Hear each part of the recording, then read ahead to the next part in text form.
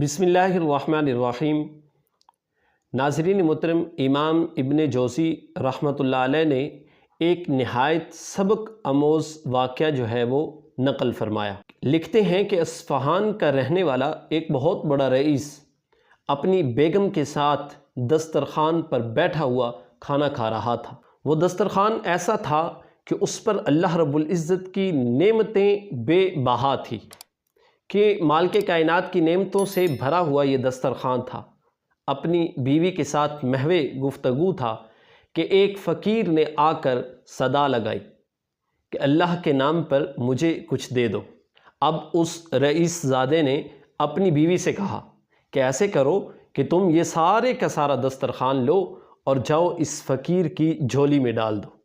اب جب اس نے دسترخوان کو لپیٹا اور اس پر پڑی ہوئی ہر ایک نعمت اس فقیر کی جھولی میں ڈالنے لگی تو فقیر نے جب اپنے چہرے کو اوپر اٹھایا اس عورت کی چیخ نکل گئی، زاروں قطار رونے لگی۔ اس رئیس زادے نے اپنی بیوی سے پوچھا کہ آخر وجہ کیا ہے کہ تم نے رونا چیخنا چلانا کیوں شروع کر دیا؟ تو اس عورت نے بتایا، دراصل بات یہ ہے کہ آج جو ہمارے در پر فقیر بنا بیٹھا ہے یہ شخص ایک وقت تھا کہ اس شہر کا سب سے بڑا مالدار اور رئیس زادہ تھا، اور اس کے نوکر چاکر تھے کہ اس شہر کے اندر اس کا سکہ چلتا تھا، اور یہ اتنا مالدار تھا اور یہ میرا پہلا خاوند بھی ہے، میں نے اس سے شادی کر رکھی تھی۔ اور وہ عورت کہنے لگی کہ اسی طرح آج سے چند سال پہلے جب یہ میرا شوہر تھا، یعنی اب وہ اس کا سابقہ شوہر تھا، کہ جب یہ میرا شوہر تھا اسی طرح ہم دسترخوان پر بیٹھے ہوئے کھانا کھا رہے تھے کہ ایک فقیر نے صدا دی اور کہا کہ اللہ کے نام پر مجھے کچھ دے دو۔ اب اس فقیر کی صدا لگانے کی دیر تھی، یہ اپنے دسترخوان سے اٹھا اور اس نے کہا اس فقیر نے کہ میں 2 دن سے بھوکا ہوں، مجھے کچھ کھانے کے لیے دے دو، لیکن اس نے اس کی ایک نہ سنی اور اس کو اتنا مارا کہ اس فقیر کو اپنے در سے باہر نکالا۔ اپنے گھر سے جب باہر نکالا تو اس وقت اس فقیر نے اسے، جو میرا سابقہ شوہر تھا، اسے بد دعا دی۔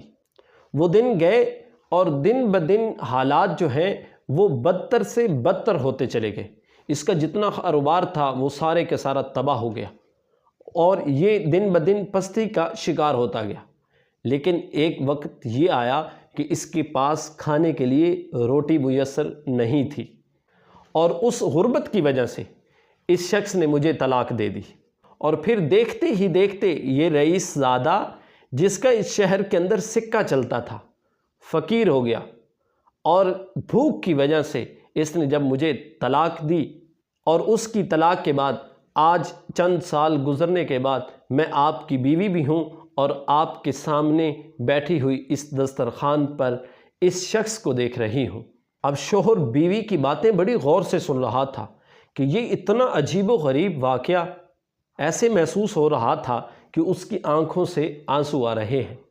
اب وہ جو رئیس زادہ اپنی بیوی کی باتیں سن رہا تھا، اب اگلی جو بات میں کہنے لگا ہوں یہ دیکھ کر آپ بھی حیران رہ جائیں گے کہ آخر یہ کیا معاملہ ہوا۔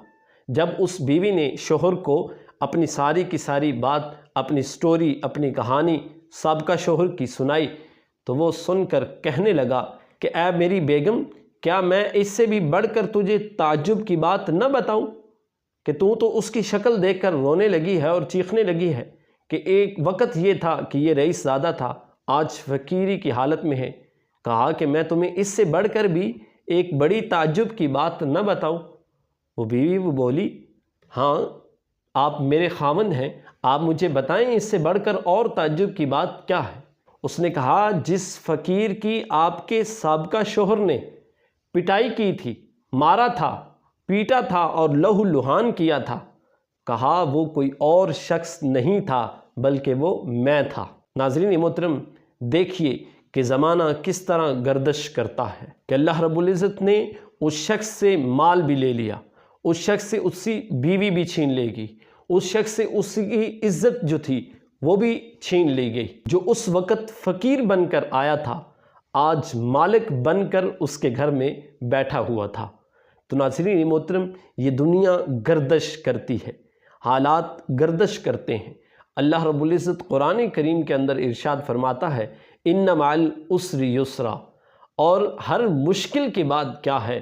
آسانی ہے، کیونکہ مالک کائنات کا فرمان ان اللہ علی کل شیء قدیر، اللہ رب العزت جو چاہے اس پر قادر ہے۔ تو ناظرین محترم، اپنے رب کا شکر ادا کرنا چاہیے کہ وہ جس حال کے اندر بھی رکھے، ہمیں اپنے اس حال کے اندر خوش رہنا چاہیے۔